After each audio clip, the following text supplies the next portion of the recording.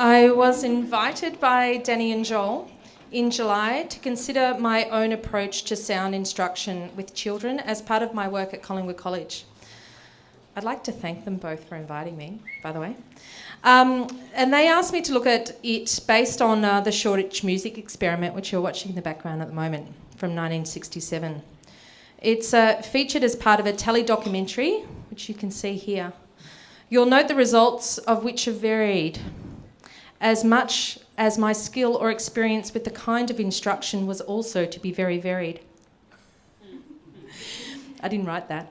One of the complexities of teaching a medium you have limited experience in is influence. Whilst watching the videos Shoreditch with the children, it was noticeable the teaching's multimodal approaches were, as you would imagine, based on different concepts of sound, schooling curriculum, experience of music of the time, parental expectations, as well as departmental praxis. And of course, any internal dynamics of child classroom grouping. These social shifts all contribute to the work and outcomes, and therefore symbolically differ to any work I could produce with any group of students. In this case, recently with the children, the Collingwood College Sound Collective. That's the name I gave the children for their collective work. What was most confronting was to find a language for sound that inspired the children I was to work with. 3 groups of children in classes of 22 to 26, 65 children in total. Being inspired by the Shoreditch group from the 70s, as you can see here, I was amazed by the incredible influence the teachers had over their children, their prior knowledge combined with the intuitive use of instruction. I knew there were many factors denied this discussion prior to and as a result of this documentation. But as a teacher, I know these complexities become a part of enacting, acting, performing, and convincing the audience of children, the atmosphere of shared endeavour, an atmosphere of suspended conflict, a derivative of prior heightened conflict and challenges to hierarchical mores. With the knowledge and embrace of the activity as a learning tool, I took on the invitation by Liquid Architecture, as these 3 classes still needed music-based curricular planning. This was to be it, I thought. I took on this challenge as a learning curve, aware a steep learning curve can be a dangerous endeavour for any teacher. When a teacher's out of their depth, the student body can quickly lose patience. To avoid this, Claire Cooper was invited in as confident and workshop support. From beginning, we bantered in deep, engaged phone conversations that left me feeling invigorated and ripe for risk. Generating conversations regarding perceptions of sound in family dynamics, politics of listening, classroom politics, and gender within education and arts markets. Claire, from Sydney, finally physically came to the work in its last week, expressed her perception and confidence of the unknowns with the children themselves. Claire assisted in conceptual consistency, developing the curriculum, and providing expert experience through her conducting workshops, feeding back to the children about their work in instruments and foley. She also created a toy sound score, which is not evident here, and that is particularly significant. A lot of children's work is never evident. In which the young children created sound for toys I asked to bring in.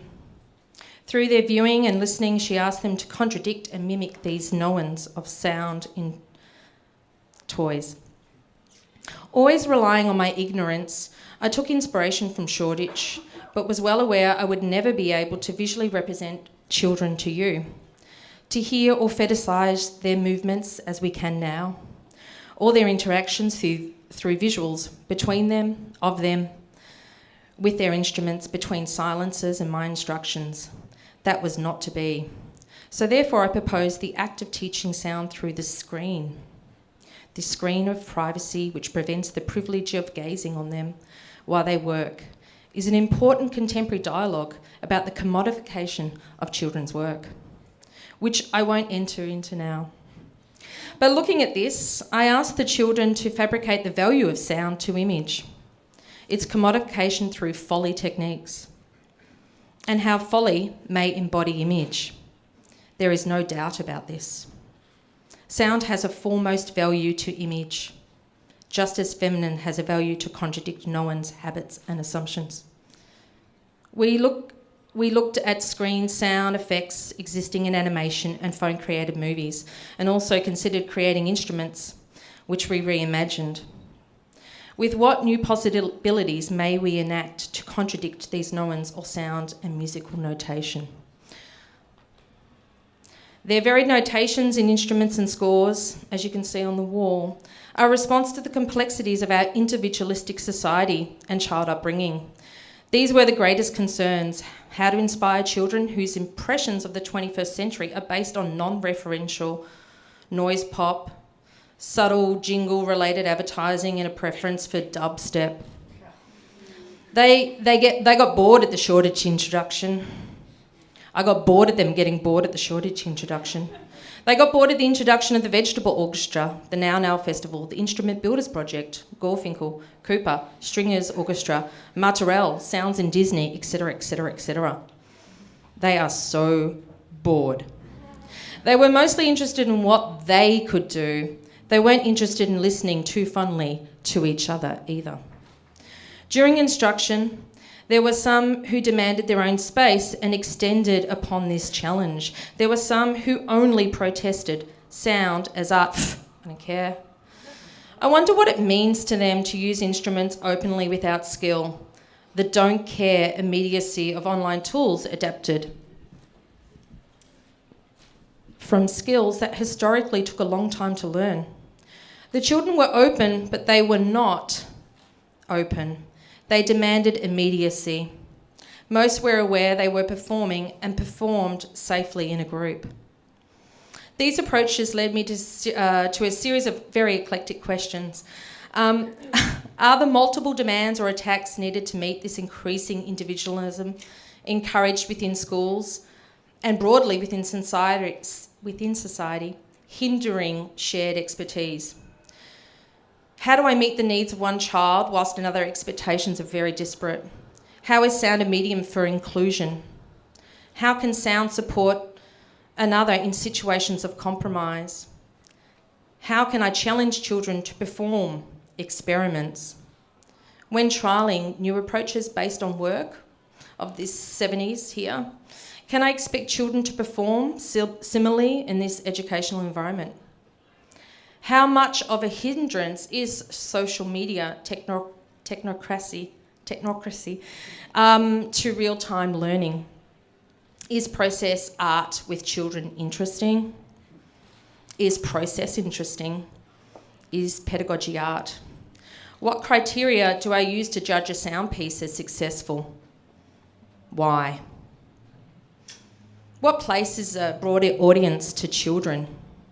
Is this relevant? If not, to their learning? Why not? Will the work exist without my positioning? How can I overcome the commodification of children and their work and the work that they do? Okay, thank you. So we're going to watch one part of the component. There was 3 parts of it. So the children made their own instruments. The children were part of a workshop with those instruments with Claire Cooper, who performed here 2 weeks ago. It was brilliant.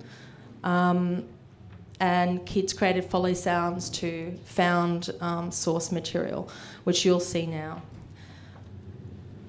And another component. Oh, Toy School. Okay, thank you.